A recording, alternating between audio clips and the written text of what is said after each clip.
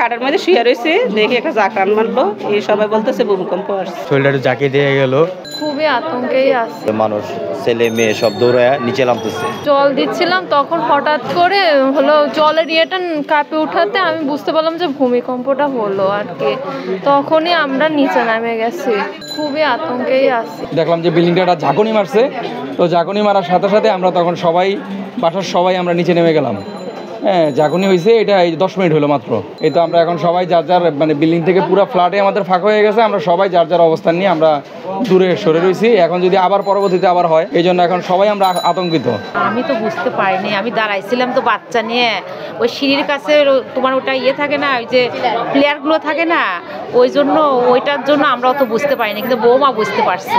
তারপরে যেই সবাই চিল্লাচিল্লি ওরকম করছে, আমরা তখন বাচ্চা নিয়ে নিচে চলে আসছি। আতঙ্কিত মানে কি, আমরা তো মনে করো যে রুমে থাকতেই ভয় লাগছে। কালকে তো মনে হচ্ছিল যে মনে হয় ঘাড়ের পর এখনই বিল্ডিং পড়ে এখনই মনে হয় আমরা মারা যাব।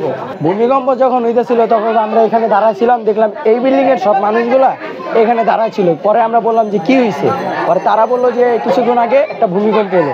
তো কালকের যে ভূমিকম্পটা হয়েছে এর জন্য ওই কালকের ভূমিকম্পের কারণে সবাই আতঙ্ক রয়েছে, এই হচ্ছে বিষয়। ঘুমাইতে গেলার একটা আতঙ্ক, সবাই বয়ে থাকে।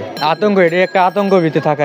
কিছুক্ষণ আগে 5 মিনিট আগে হয়েছে, শরীরটা জাকিয়ে দিয়ে গেল, এই জন্য সবাই নেমে গেছে নিচের থেকে, 4তলা থেকে 5তলা থেকে সবাই নেমে গেছে। আমি দেখলাম বাসা থেকে, এই 2টা বাসা থেকে লোকজন দৌড়ে লামতে লইল, সিলাইতে লামলো। এর ভিতরে জিগাইলাম কি হইলো, কইতেছে ভূমিকম্প। আমি এতটুকু পর্যন্ত দেখলাম যে মানুষ, ছেলে মেয়ে সব দৌড়ায় নিচে নামতেছে। তারা লাইভে সিলাইতেছে যে আবার ভূমিকম্প, ওই কথাটা বলতেছে। আল্লাহ পাক কখন কি করে ফেলা এটা তো আর কেউ বলতে পারে না। আল্লাহর হুকুম হইতে সব কিছু হইতেছে। আল্লাহ যা করে সব মঙ্গলের জন্য করে আমরা মনে করি। আল্লাহ এরকম দেখা গেছে আমাদেরকে পরীক্ষা করে।